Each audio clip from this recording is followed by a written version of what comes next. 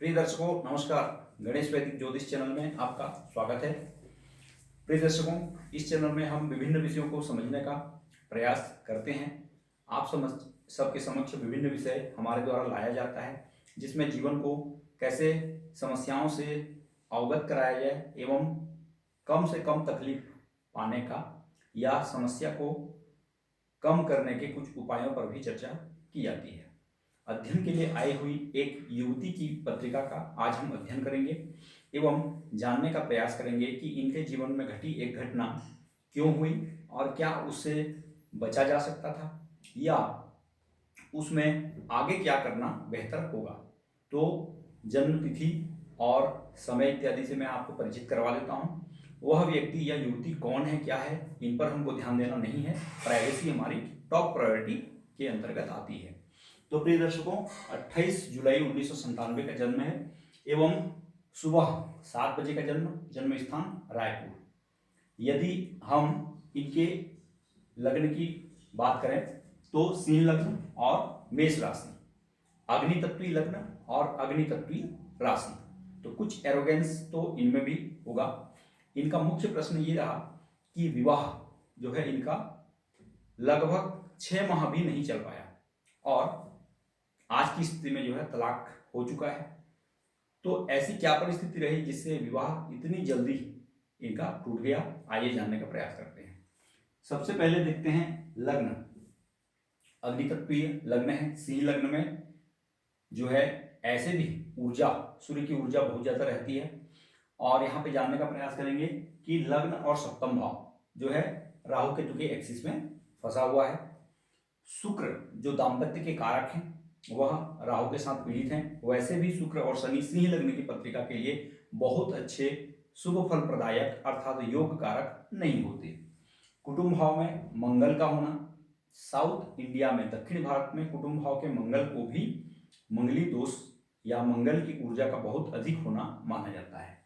सबसे बड़ी गड़बड़ी यहाँ पर क्या हुई है, जन्म के समय गोचर में, जब इन्होंने जन्म लिया उस समय गोचर में देवगुरु बृहस्पति इनके पत्रिका से दशम राशि अर्थात मकर राशि में वक्री हैं, नीच होकर बैठे हैं और षष्ठ भाव में बैठे हैं। तो देवगुरु बृहस्पति की ऐसी गड़बड़ स्थिति जो है एक सुखद दाम्पत्य की ओर इशारा तो नहीं करती। उसके बाद विवाह स्थान से जस्ट एक घर आगे अष्टम में शनिदेव का होना। अष्टमस्थ शनि के बारे में कहा जाता है कि यह आयु तो बहुत अच्छी लंबी आयु प्रदान करते हैं, पर जीवन काल में संघर्ष की मात्रा या संघर्ष की वृद्धि इतनी ज्यादा करवा देंगे कि व्यक्ति जो है त्राहिमाम करने लगता है। तो अष्टम शनि की दृष्टि जो है कुटुंब भाव पर आ रही है, जहां पर उनका घोर शत्रु जो है मंगल विराजमान है। तो अब आते हैं द्वादश भाव। द्वादश भाव जो है बेडरूम और शैया सुख को देखा जाता है। वहां पर सूर्य की उपस्थिति, जिस भाव में कोमलता होनी चाहिए वहां पर सूर्य का बहुत ज्यादा मात्रा में जो है एक तपिश होना, यह भी सुखद दाम्पत्य की ओर इशारा नहीं कर रहा है। तो अगर हम इस पत्रिका में समझना चाहें कि इस समय जन्म लिए हुए, इस डेट में इस समय जन्म लिए हुए क्या सभी लोगों के दाम्पत्य जीवन में ऐसी तलाक वाली स्थिति आई होगी, तो यहां पर हमको समझना होगा कि सबके साथ ऐसा तो नहीं हुआ होगा।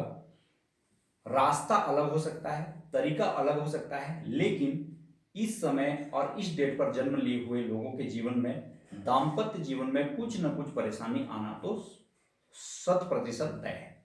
हो सकता है किसका तलाक हो जाए, हो सकता है किसी का विवाह होने में बड़ी दिक्कत आए, हो सकता है विवाह के बाद किसी के अलगाव हो, या ऐसा भी संभव है कि युवक और युवती दोनों बड़े बड़े जॉब में हों और दोनों का जॉब वाला पोस्टिंग वाला जगह बहुत दूर हो, जिसके चलते एक छत के नीचे रह पाना संभव न हो पा रहा हो।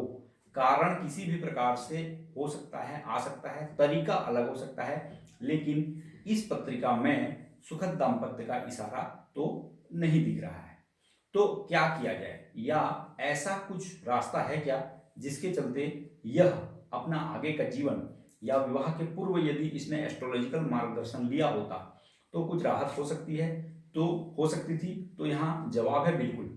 यदि इन्होंने गुण मिलान के एक कदम आगे बढ़कर यदि कुंडली मिलान भी की होती एवं विवाह पूर्व देवगुरु बृहस्पति को बल दिया होता अपने व्यक्तित्व में, यदि उन्होंने देवगुरु बृहस्पति को बल दिया होता, हो सकता है कि बृहस्पति पूजा इत्यादि की होती, जो कि इनको बिल्कुल मालूम ही नहीं था कि ये सब होता क्या है। अब जब सब कुछ टूट जाने के बाद एस्ट्रोलॉजर के पास आने पर भी एक ज्योतिषी क्या सलाह दे सकता है। इसीलिए विवाह पूर्व इन सब चीजों का एक बार मार्गदर्शन ले लेना उचित है। क्या स्थिति है, क्या आगे बेहतर होगा, एक मोटा मोटी रोड मैप हमको प्राप्त हो जाता है, जिसके आधार पर हम फिर आगे की रूपरेखा तय कर सकते हैं। इसमें इस पत्रिका में आगे चलकर यदि ये चाहें तो सेकंड मैरिज हो सकता है, लेकिन तब भी मेरी या हर ज्योतिषी की यही सलाह होगी कि बाकायदा बिना कुंडली मिलाए विवाह बिल्कुल भी ना करें। सिर्फ गुण मिलान को प्राथमिकता बिल्कुल न दें। यदि गुण मिलान में कुछ कम भी आ रहा हो अंक, और कुंडली मिलान अर्थात दोनों का लग्न मिल रहा होना चाहिए, दोनों के पंचम भाव की स्थिति ठीक होनी चाहिए, सप्तम भाव की स्थिति को देखना पड़ेगा, उनकी पत्रिका में देवगुरु बृहस्पति एवं शुक्र की स्थिति को देखनी होगी पार्टनर की पत्रिका में, एवं द्वादश भाव की स्थिति को भी देखना अनिवार्य होता है। इन सारे बिंदुओं को जांच परख करके बहुत ही सावधानी के साथ यह यदि सेकंड विवाह की ओर जाए तो बहुत ज्यादा सुखद दाम्पत्य तो इसमें नहीं है, लेकिन जीवन ठीक ठाक चल जाने लायक जो है गुरु को बल दिया जा सकता है। तो प्रिय दर्शकों, ऐसी स्थिति यदि आपके परिवार में किसी की है तो कृपया होरोस्कोप का एनालिसिस करवा लें, तब जाकर विवाह की ओर आगे बढ़ें। तो ऐसा ही हम विभिन्न विषयों को लेकर आपके समक्ष आते रहते हैं। यदि आपको हमारा यह चैनल और इसके कंटेंट पसंद आते हों तो लाइक करें और चैनल को सब्सक्राइब करें। पुनः किसी सारगर्भित विषय को लेकर आपके समक्ष प्रस्तुत होंगे। इजाजत दीजिए, तब तक के लिए